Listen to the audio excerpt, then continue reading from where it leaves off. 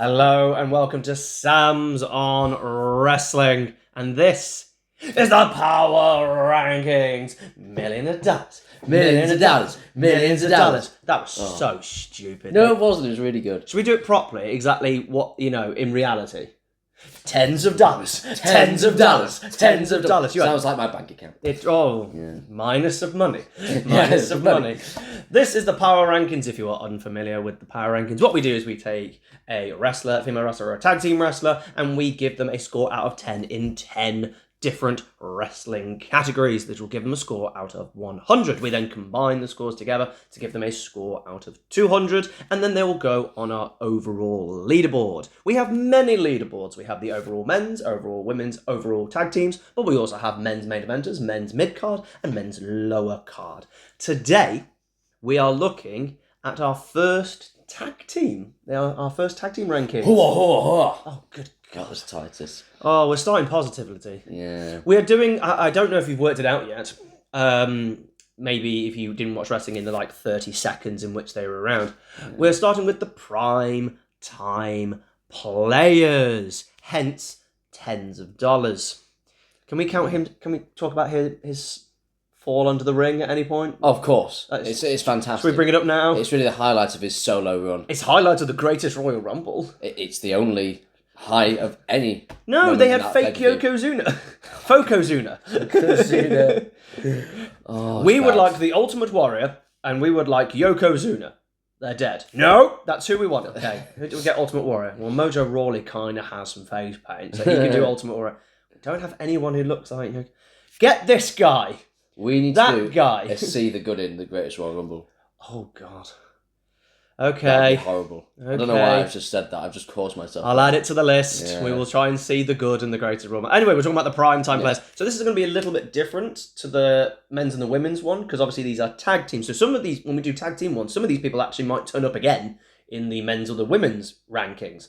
But we are ranking them when they are a tag team. So it will be their wrestling ability as a tag team. It will be their promo as a tag team. So for example, if one person's a better promo than the other, that would reflect on their promo ability. If one person became an amazing promo later, but wasn't an amazing promo in their tag team, that's what will reflect it. It's solely when they are a tag team. And remember, we always rank them on their best. So before we get into the primetime players, don't forget to like, share and subscribe, and ring the little bell thing, and then you get to find out when we talk more about primetime players. Sam, we're starting with their tag team wrestling ability. This is them working together, so move together, how they interact, how they build the match together. Not storytelling, just the actual physical moves as a team, as individuals as a team. What have you gone with for the primetime players? Well, first of all, disclaimer, I absolutely love the primetime players. They are one of my boys. I absolutely love them. They're the coolest tag team when I was growing up because there wasn't a great tag team division. The funny thing is, right, I want to mock you. Sure. But one of my favourite tag teams is Crime Time. Oh, I love Crime Time. And I realise it's the exact same reason. They didn't do a lot. No. But they were both, in a very short amount of time, super over in a time where there were no tag teams. You know what it is? Primetime players were a tag team that had taunts. Taunts! They had taunts. Yes! And no other team had anything that they did. Yes. So I just love primetime players. But their wrestling ability. Wrestling ability is a 6. Right. And that's being generous because I like them. Right. It's hard to give Titus O'Neil a 6, really. and I don't know why. And Darren Young. Hey, he's Mr. No Days Off. Right. He took many days off. Yeah. By being fired. Yeah, he did in the end. But he looks like John Cena. That's a compliment. He looks like John Cena's mum clearly went away because I think he mentions it in the Nexus, but I mentioned it before that. I'm really annoyed that John Cena mentioned it. You know when you do something, you go, "Oh, yeah. I said that." Oh, but I gave them a 5. I think they are the most average tag team. They didn't botch. They kind of did moves together. The in-ring work kind of functioned. That they are so down the line, I have nothing else to say about them. Yeah, this is hurting because actually thinking about them and analysing them has really hurt my passion for the primetime players. If you're a fan of the primetime players, the best way to be a fan of them is to not think about them too much. It's like when you analyse your favourite movie. Yes. You can actually ruin your favourite movie. And I think I've ruined my favourite tag team. Tag team storytelling then, Sam, where they actually... What stories do they tell in the ring? What have you gone with your favourite tag team? I'm going to find it difficult to justify this score. I've given them a 6. And I can't think why. Because I thought, again, I'd literally gone taunt.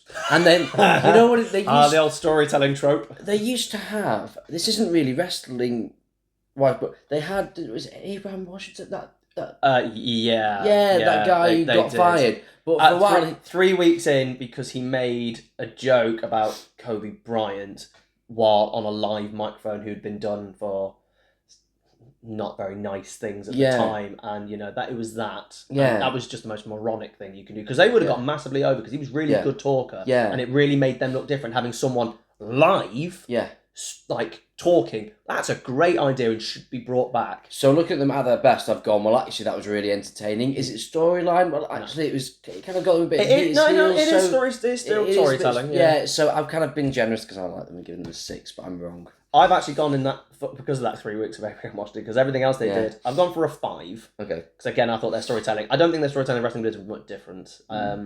I thought they had a decent hot tag that they used to build to with Titus. I thought Titus actually had quite a decent hot tag, actually. You could tell they built a nice story with New Day for a bit. I don't know how much that was New Day, but there was the SummerSlam Fatal 4-Way. They were the Elimination Chamber match. They did a few nice stories that involved those sort of things that they were involved with, so they were never bad. 5. Their promo skills, their ability to talk. Sam, what did that promo say? In keeping with my current game, is it 6, Sam? It might be a 6. Sam, have you just gone, I can't go any higher, but I also don't want to give them the correct score. I don't have the heart to give them a 5. So they've got a 6. You know what? I think their promos was kind of their strength, but I can't give them a 7, because I think 7, you're talking upper echelon. They had a decent little 2-minute promo that they might do, where they had a bit of character. You've forgotten something. They used to do vignettes. They had funny, silly vignettes. I have forgotten that. And that is what I'm basing mine on. They literally, when they had their tag team run, they broke up, and then they came back, which is when they had their better run. Yes. And before they kind of did everything, they had this kind of little weird vignettes where they actually did jokes and they were getting slightly over, and then they just killed the vignettes. They just stopped doing them. Oh. But those vignettes were really good, and I've given them a 7 star for promo skills. Well done, Sam. A man of 7. culture. A man of culture. No, they're really good. If you ever want to watch to see what they're actually like as personalities, it's in those little vignettes, because I think they started doing it again with Darren and Bob Backlund later on, effectively. Their look, this could be appearance, their attire, their presentation, whatever it is. Sam, what have you given for the prime time players and their look? This one hurts me. I've gone with a 5 here. Just because it's really bland. Like, the attires just really... For the characters that they are, you could have come up with a really cool entrance style, swaggy, kind of, I don't know. Why do they have jackets and sparkly jackets? They're doing millions of dollars. You know what I mean? Why didn't they have a jacket made of dollars? Yeah, exactly. Just something like that. There was just no thought behind it. It was just bland, create a wrestler attire, really. Yeah. With a bit of colour. Yeah. So I've had to go 5. I've also gone 5 for the exact same reason. I think they missed a trick. But Vince didn't care about tag teams, so why is he going to put any money into them? So I've also gone for a 5. We are now looking at the entrance. Sam. Surprise, surprise. I've gone with a 6 again. They're really 6 out of 10 tag team, aren't they? I don't think... The theme's definitely not spectacular, but they've got a bit of character and personality to their entrance. There's a whistle thing that goes off and everyone knows who they are. Yeah, you know who they are. I mean, but... No, I think they had a decent song. I like their song. Right. I think it's okay. And I like that they did a thing at the top of the ramp, which not everyone does as tag teams. I actually disagreed with you. I've got it as a 7. Oh, okay. I think that's very happy. If you look at a lot of tag teams, and I think sometimes you got to try and go, I'm not comparing these to the men's and the women's who will have much more specialised entrances. The tag teams... Not many, actually, you would say, have great tag teams. I'll give you an example. Edge and Christian just walked out. This is one of the greatest tag teams of all time. They just pretty much walked out. They did do a thing where they ran through the crowd, which is what, if I was judging Edge and Christian, I'd be going through the crowd. But when they stopped doing the crowd thing, they did just kind of walk out.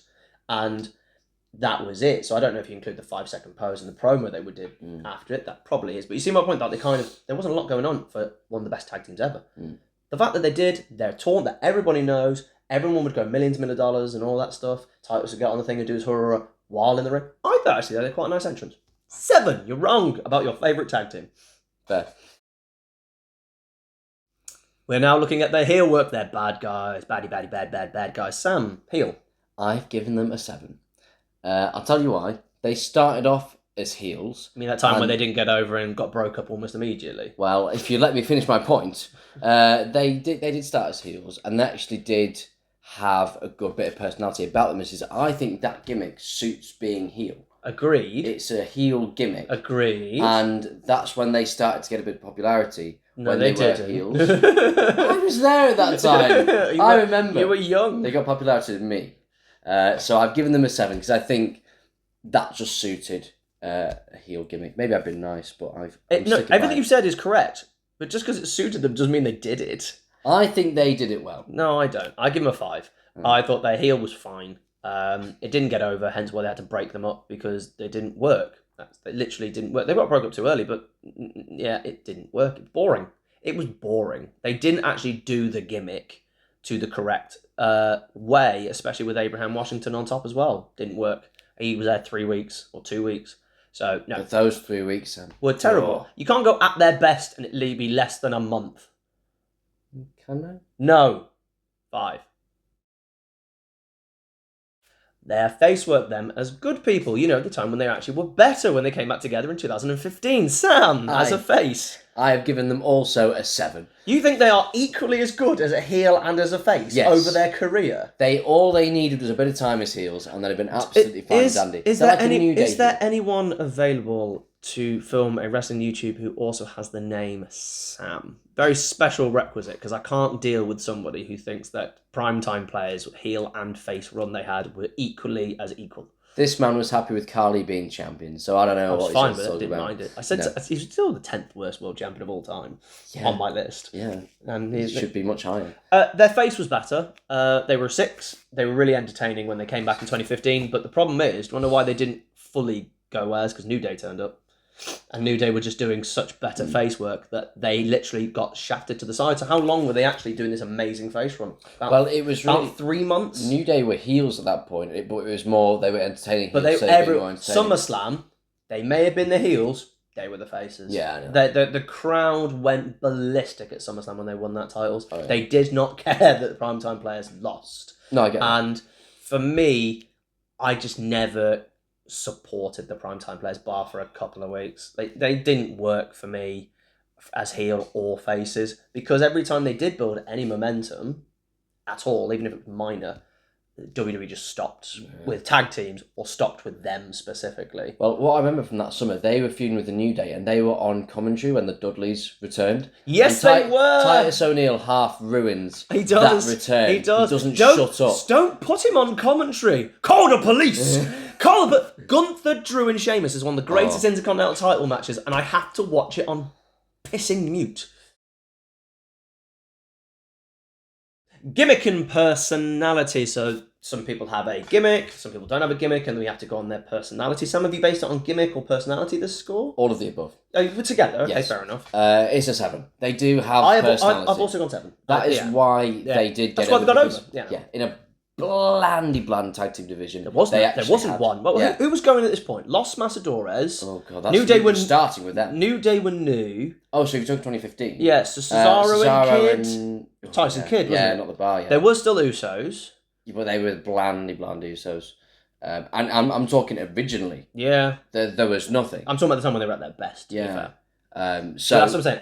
They were at their best when they did their face run. I think we both can agree. Well, you think heel and face is the same, but that's why people wanted them to come back. People wanted them to come back before that really good run. Yeah, they were pushing for it. They had popularity when they were heels, so it worked. So I've given them a 7. I also think it's a 7. I actually think Titus is such a personality.